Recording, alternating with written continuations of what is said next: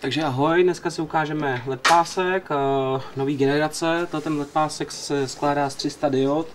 Má výhodu oproti obyčejným nebo oproti předchozí generaci, že všechny barvy, každá je v rámci jedné diody.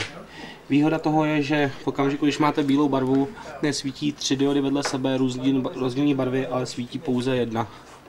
Můžeme si to ukázat. Zkusím vysvětlit navodit bílou barvu. Krásně vidět, že v rámci jedné diody svítí bílé a ta samá dioda potom si můžeme kouknout při přepnutí, že svítí různýma barvama. Výhoda toho je, že máme na menším prostoru víc diod, čímž máme lepší světelnost a vypadá to daleko líp. Další výhoda tohoto pásku je, že je zalaminátován, zalit v pryskyřici a tím se stává vodotěsný.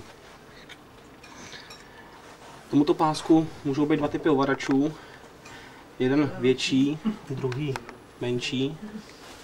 S tím, že na větším vidíte, že máme víc možností, víc barev, víc různých režimů a můžeme si každou barvu přizpůsobit přesně podle sebe. Pásek umožňuje zesvětlení, případně zestlumení. Musím zkusit ukázat, nevím, jestli to bude přesně vidět na tom videu, ale měl by tam být poměrně vydatný rozdíl, nebo teda je vydatný rozdíl mezi tím. Pásky je možné spojovat mezi sebou. Slouží k tomu tento konektor. A když spojíte dva, můžete mít 10 metrů třeba, nebo klidně i víc.